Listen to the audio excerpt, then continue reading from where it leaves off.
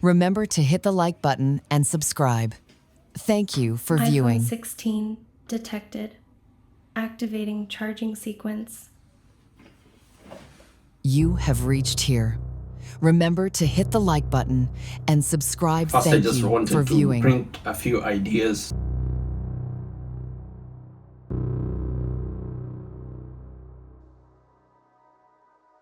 I've been working on the DSK2. Is it clear? DSK2. Sick and tired of charging cables everywhere. Different cables for every phone and your headphones lying around. Whether you are a gamer, music producer, or a millionaire astronaut at work, simplify your life with this new prototype. From the streets of Japan, a Kenyan artist known for his innovative ideas and charming looks has spent days perfecting and stress testing the product. A sleek yet versatile design with a blend of unrefined finish, because nature is also not perfect. Introducing DSK2, a desk headphone holder with an edge, curves, and personality. Live on the edge and go wireless. DSK2 is for you. Sometimes you have to make sure that the camera is clear, so that when you record, you don't want to watch the video and realize that it was focusing on the wrong thing. You know, I always thought that art and being creative was problem solving, until I realized that it was actually a luxury.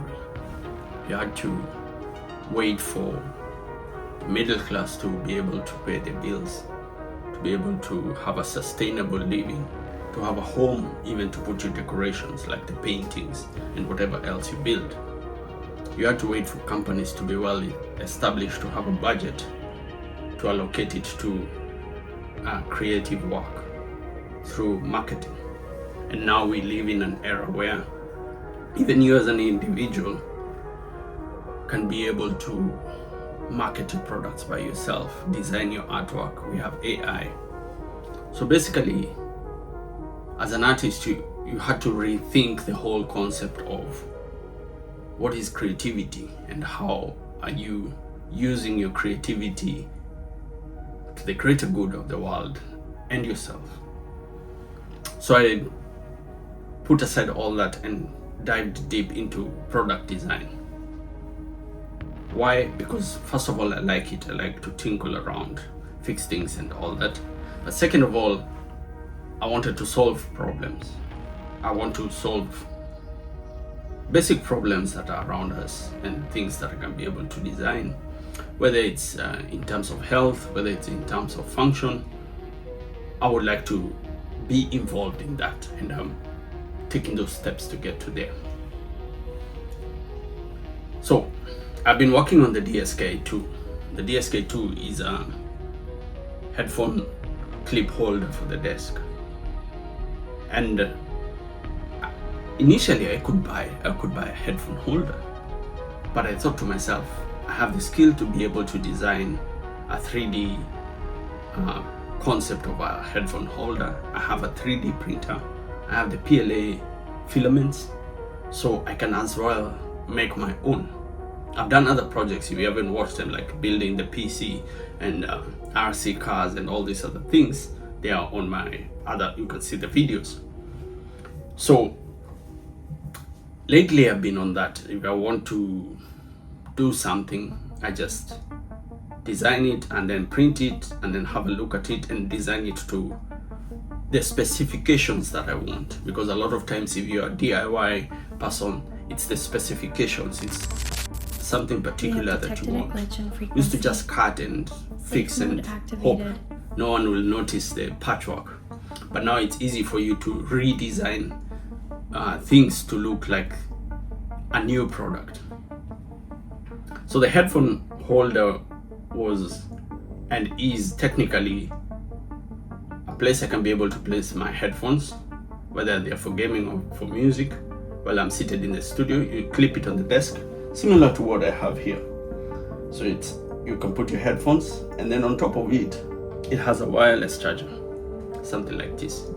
So the wireless charger runs the cable through, creates I have a slot. I'm thinking of also extending it and maybe putting rechargeable batteries or a small rechargeable battery point to be able to not have cables, for it to just be as it is.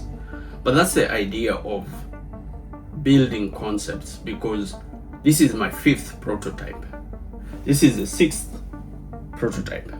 So each one of them I have designed and redesigned by, first of all, testing. I have all this. As you can see, I have others. This was like 1, 2, 3, another one. So what I was doing was I was printing them and then I break them and then I test them just to see where is the weak point, what do I need to change, how does it look, what would happen to it, because eventually I want to have something strong. You see how much 3D printers use in terms of filament. So this is like the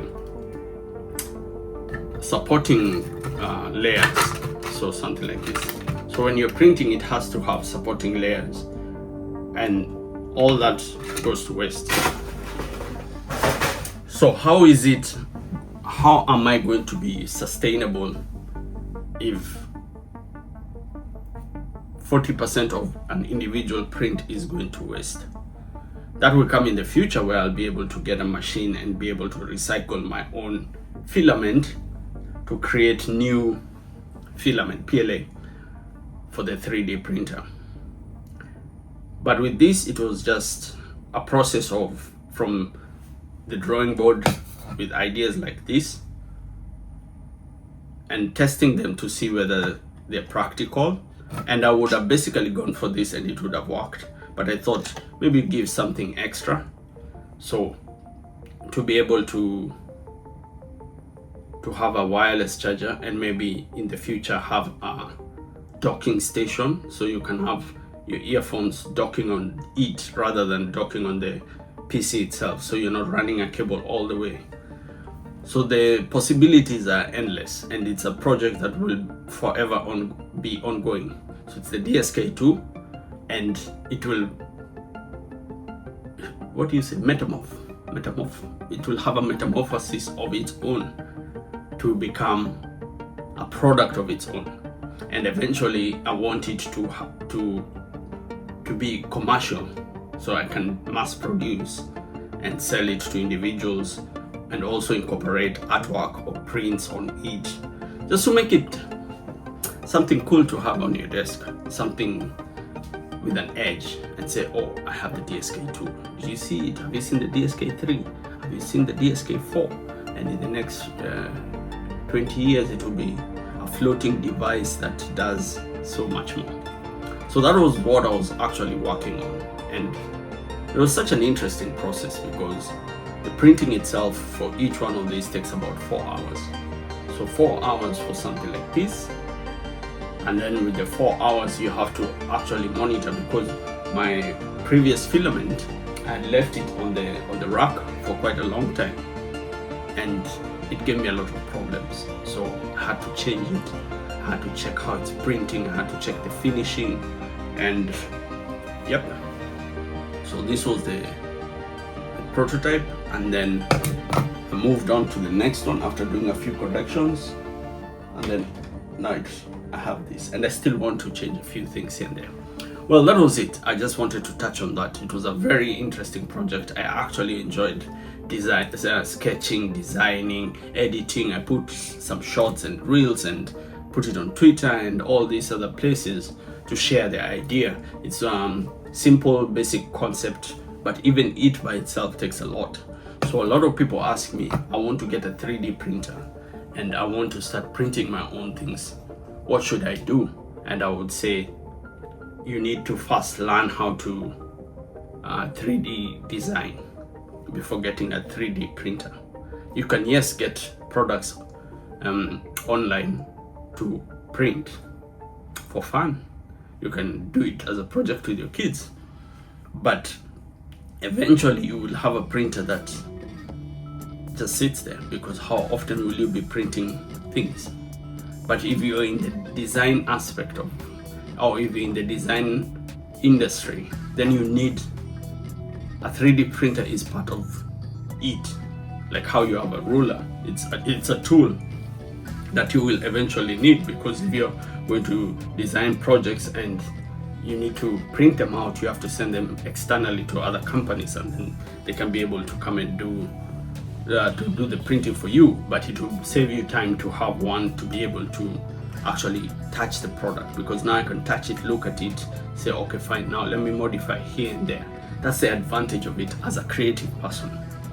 And back to the concept of creativity and solving problems, it makes a lot of sense in this time and age to be around that environment of now designing to touch, designing to hold and see, and whether it's with wood, whether it's with metal, whether you're doing sculpture, whether you're doing all these other things, where you have an external source of income to sustain your creative endeavors like paintings, photography, and these other things, so you can produce your own products, your match. Yep, so that's where we are. Coming up, I'll be working on the cyber deck. I'm still on it.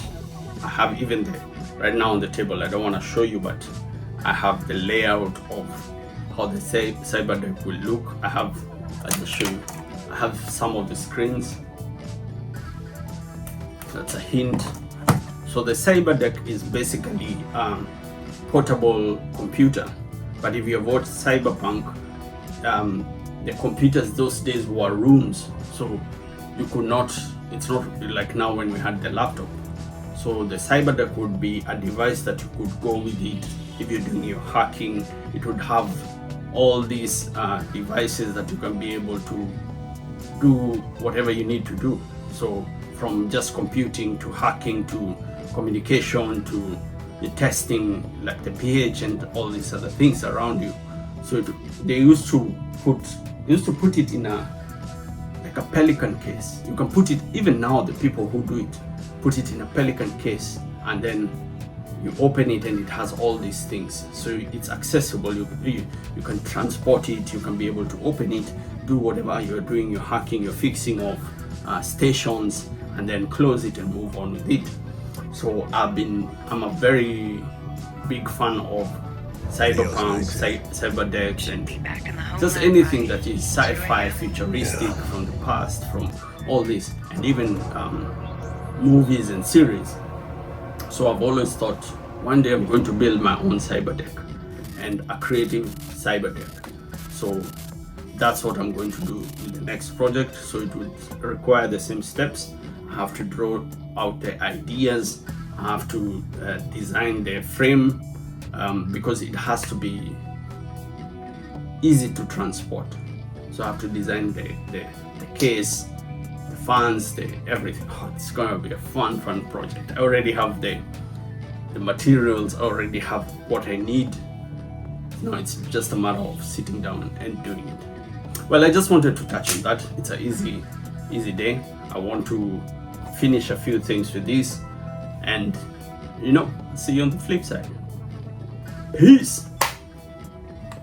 Remember to hit the like button and subscribe. Thank you for viewing.